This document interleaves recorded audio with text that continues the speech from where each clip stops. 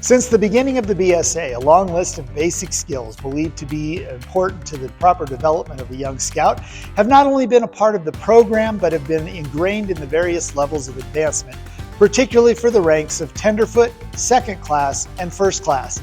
That system remained in place until 1972, when the BSA reorganized the advancement program and introduced a new instant recognition device around the skills formerly included in each rank advancement.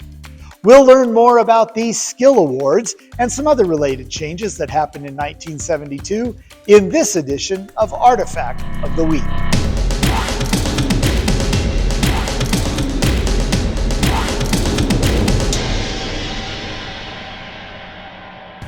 In 1910, the first edition of the BSA handbook listed the requirements for Tenderfoot, Second Class Scout, and First Class Scout. For Tenderfoot, you had to know the Scout laws and sign and salute. Know the history of the stars and stripes and tie 4 standard knots. However, the knots are not prescribed. On pages 134 and 135, a scout could find several knots, hitches, and lashings that likely met the requirement. Interestingly, the history of the flag actually appears in the handbook before the requirement is even listed. I think it's safe to say they found patriotism very important. For Second Class, a scout had to demonstrate elementary first aid and bandaging, elementary knowledge of semaphore, Meyer, or Morse alphabet. They had to track a half mile in 25 minutes, or if they lived in town, could describe the contents of 1 shop window out of 4 that they had observed for 1 minute each. Now, do you recognize that activity? You might know it as the Kim's game. They also had to go a mile in 12 minutes at a scout's pace, lay and light a fire using not more than 2 matches, cook a 1/4 pound of meat and 2 potatoes without utensils other than a regulation kit. They had to save $1 in a savings bank and know the 16 principal points of the compass. Now, there was an entire section of the handbook on signs and signaling, as well as sections on camping to address the other requirements they had to meet. For First Class, a scout had to swim 50 yards, double his savings, send and receive a message at a rate of 16 words per minute, go on a 14-mile round-trip hike or a rowboat trip, with preferably an overnight stay involved. If he was transported by animal or vehicle, the total distance traveled extended to 30 miles round trip. Following the trip, he had to write a report about his experiences. First aid was covered by having to describe or demonstrate the proper means of life-saving for 2 incidents chosen by the examiner. Now, you'll notice that drowning is mentioned twice, and there's also a reference to sewer gas and runaway carriages. Orienteering was covered by 2 requirements, and you had to fell or trim light timber or build something using carpentry, joinery, or metalwork. Finally, you had to train up a Tenderfoot scout for their requirements, and if you didn't complete that within 3 months, well, you had to turn your First Class badge back in. This little incentive encouraged recruiting additional scouts to your troop and the BSA. Fast forward to 1922 and the Tenderfoot requirements. The knots are now defined and you have to know how to show respect to the flag as well as its history. For Second Class, basic first aid requirement has moved up from First Class, and the specific skills you have to know and demonstrate are adjusted as well. Axe and knife safety have also been moved forward from the First Class requirements, and the savings bank has been updated to a public bank. For First Class, the 14-mile hike is still required, but the animal or vehicle option has been removed and a report is still part of the requirement. Since basic first aid is now a Second Class requirement, advanced first aid is part of the First Class requirements, and nature identification shows up as a requirement involving the identification of plants, trees, birds, or animals. Cooking, orienteering, and felling a tree or making something by hand remain a part of the First Class requirements. The 1943 Scout Handbooks for Tenderfoot adds things like knowing the significance of the Boy Scout uniform and knowing how to tie 9 knots. For Second Class, elementary signaling now includes Indian Sign Language and the manual alphabet for the deaf as options. In addition to building and tending a fire, the requirements now require the scout to properly extinguish the fire as well. You still have to track a half mile at a scout's pace or identify the contents of 1 of 4 windows as you did before. Another optional requirement is the mile in 12 minutes, or you could lay out and measure using the stride method and stake out a 4-acre tract of land.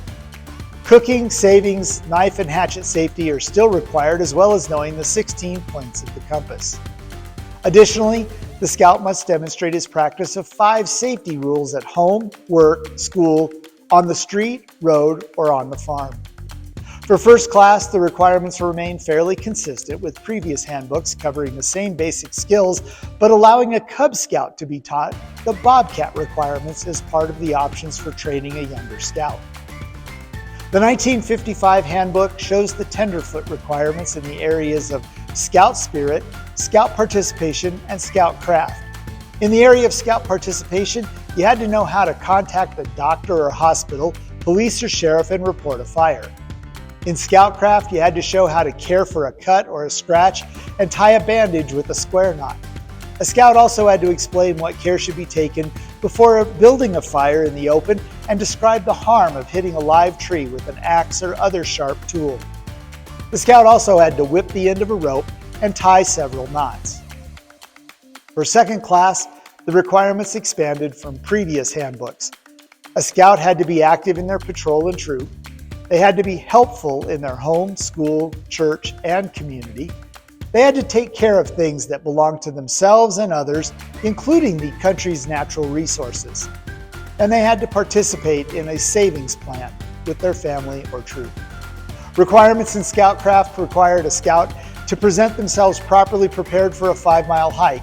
They had to talk about hiking safety and demonstrate how to care for your feet, 6 silent scout signals used during the field, purify drinking water, and make a one-man latrine. They had to identify local plants that could cause skin poisoning and tell what to do if you were lost. Additionally, they had to show how to use a compass, measure their steps, and complete a compass course or stake out a 4-acre tract of land like before. They also had to demonstrate how to read and use a topographical map. For cooking, the handbook says the requirements should be met in order, meaning it was expected this to be completed all at the same time. Prep the firewood, build and tend to the fire, cook your meal of raw meat and at least 1 raw vegetable, clean up your site, extinguish the fire, and wash your dishes. The scout was also expected to do some tracking for second class as well. They had to follow the tracks of a person or animal in soft ground or snow for 1/4 of a mile. Or they could follow a track made with signs for 1/2 mile, or they could follow another scout who knew they were being followed for 1/2 mile without being seen. Additionally, the scout had to find evidence of 6 different animals, birds, reptiles, or fish. And finally, the scout had to go on a 5-mile hike using a map and compass. He also had to cook a meal while on that trip.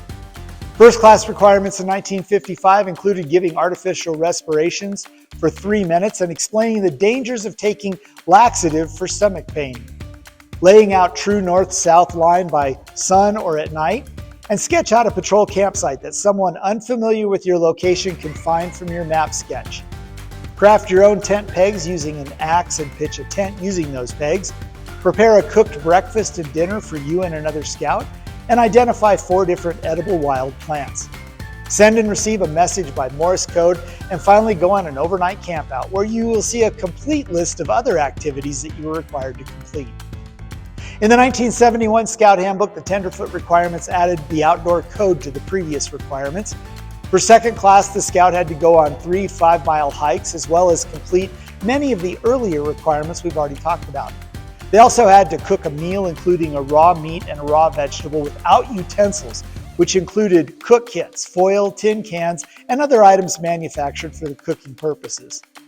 For first class, the scout had to go on 2 overnight campouts, hiking at least 1.5 miles in and out on one of them. Properly prepare a breakfast and a dinner over an open fire, lash poles together using shear, square, and diagonal lashings, draw a map using their step measurements and a compass, including proper map symbols, a north-south arrow, and a scale. The scout also had to do many of the same requirements from earlier handbooks and talk about at least one service project that they had participated in and explain how it helped others. Research conducted in the early 70s showed that only 20% of scouts were advancing beyond second class under these requirements. The reason? Well, the BSA wasn't keeping up with the changing world. Scouts didn't feel like they were being encouraged enough, and advancement recognition was much too slow. In response to these findings, the BSA radically changed the advancement program in 1972. In the 1972 Scout Handbook, the term rank was changed to Progress Award, and all of those skill requirements were repackaged in a new instant recognition tool called Skill Awards. The rank requirements changed to reflect these new awards, as well as introduce Scouts to merit badges, which until then had really been reserved for Scouts that were first class and above. For example, for Tenderfoot, a Scout would be active for 2 months and earn the Citizenship Skill Award and one other skill award. They would also earn one merit badge. For second class, they would be active for 3 months as a Tenderfoot, earn 3 more skill awards and 2 more merit badges. For first class, the Scout would earn 3 more skill awards for a total of 8 skill awards and 2 more merit badges, including first aid and citizenship in the community, for a total of 5 merit badges. This advancement plan also directed which skill awards were probably going to be earned by a Scout, as earning the first aid skill award was the first requirement for the first aid merit badge. The 12 skill awards covered the topics of camping, citizenship, communications, community living, conservation, cooking, environment, family living, first aid, hiking, physical fitness, and swimming. The requirements for each skill award could be found in the 1972 Scout Handbook. If you look at these closely, you will see many of the same requirements that were previously sprinkled throughout Tenderfoot second class and first class requirements. Here is citizenship, for example. Describe the U.S. flag and give a short history of it. Demonstrate respect for the flag and explain the rights and responsibilities of a citizen of the United States. By the way, today that's a requirement for citizenship in the community merit badge. The Camping Skill Award included overnight campouts, hiking 1.5 miles in and out of your campsite with your gear, and tying knots, just like the previous requirements did. The Cooking Skill Award included knife and axe safety and use, building a fire and cooking a variety of foods, as well as menu planning, shopping, and cooking meals for a group on a campout. The Swimming Skill Award included what we know today as the BSA swim test. Swim 100 yards, including the final 25 yards in the resting backstroke. Safe swim precautions, now our safe swim defense training, and the water rescue skills we teach for first class today. It also included a demonstration of rescue breathing. The Hiking Skill Award included the 5-mile hike and other map and compass related skills. The First Aid Skill Award, in addition to being the first requirement for the First Aid Merit Badge, required you to learn how to get medical help and to show what to do for hurry cases, as well as some simple first aid skills. Recently, I spoke with a retired Scout executive, Mike Sulgrove from Michigan, who told me about his experiences with skill awards. Mike said, "I was a brand new 18-year-old adult leader when the skill awards came out, and the district recruited me to teach the Cornerstone program to all of these seasoned Scoutmasters in our district. The Scoutmasters they didn't like skill awards. It was something new they had to buy from the supply division." Eventually, Mike went on to become a professional scouter and was there when the skill awards were phased out in 1989. Mike told me, "When we announced that the skill awards were being discontinued and the requirements were being shifted back into the rank program, the Scoutmasters were upset again. They loved the skill awards and didn't want to see them go away." On display here at the National Scouting Museum in our advancement area, we have one of the skill award displays the BSA created for the program. For me, I was a Scout of the Skill Awards era. I crossed over to Troop 91 in Taipei, Taiwan in 1975 and soon earned the Citizenship, First Aid, Hiking, Cooking, Camping, and Swimming Skill Awards. I went on to earn all 12 before I reached first class. My first merit badge was scholarship, followed by reading, first aid, citizenship in the community, and cooking. I went on to earn a total of 39 merit badges, including probably the most influential in my life, photography. As I mentioned, the Skill Awards program was removed from the advancements in 1989, and the skills were returned to the rank requirements for Tenderfoot second class and first class, just like they were before 1972. The program had come full circle. Well, that's all the time we have for this week. Join us next time as we continue to learn more about the history of the BSA through the collection of the National Scouting Museum and Artifact of the Week.